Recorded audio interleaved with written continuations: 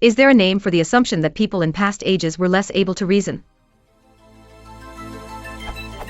In arguments involving past decisions or tradition, people frequently blow off a claim to tradition by using the false assumption that people in days gone by, or even ancient history, were less able to use their powers of reason.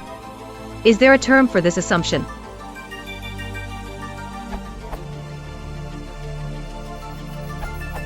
C.S. Lewis and others have called this chronological snobbery. See Wikipedia on chronological snobbery. What I have called my chronological snobbery, the uncritical acceptance of the intellectual climate common to our own age and the assumption that whatever has gone out of date is on that account discredited. C.S. Lewis.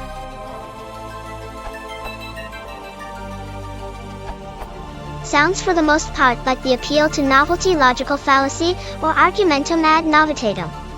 However, there's a fine distinction to consider. The appeal to novelty represents a prejudice in favor of the recent or the new. It is more modern, ergo it is superior. What you describe is a complementary prejudice against the past. It is old, ergo it is inferior.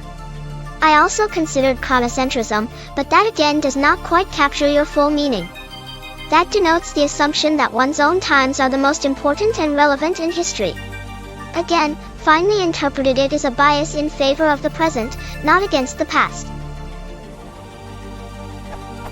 When speaking of people, ageism would be appropriate, but when speaking of ideas it is not correct.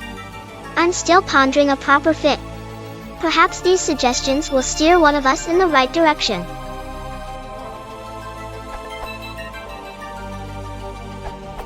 This is simply an example of temporal chauvinism. Chauvinism, noun, undue partiality, or attachment to a group or place to which one belongs, or has belonged, M.W. Edit. J. and Peter Shea suggested that temporal chauvinism is the specific term that captures this attitude.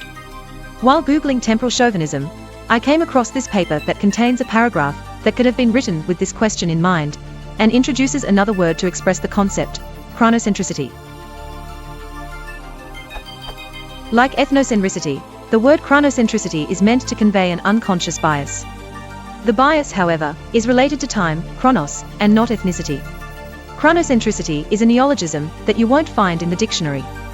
The closest comparable terms I've come across are temporal chauvinism and generational chauvinism. The underlying idea is that we mistakenly think of our own generation as better than any other generation. We think that we represent the highest point of world civilization. We look back to earlier times and cluck our tongues at how benighted, quaint, and misinformed earlier generations tended to be.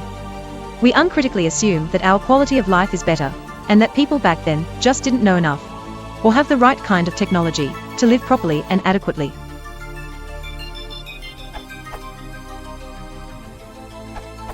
I'm unaware of any single word term for the assumption you refer to, but it appears that the phrases myth of primitive societies, 1, and myth of primitive society, 2, are used by some anthropologists to refer to it. In 1, the first paragraph in part remarks, humans who live in technologically primitive societies aren't as intelligent as those who live in advanced societies, or so some of history's most influential personalities thought.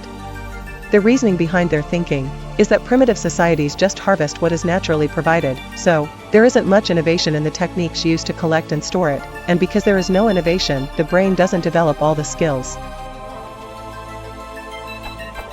The discussion in 2 is diffuse, but after mention of some of the same issues as noted above, on page 10 appears.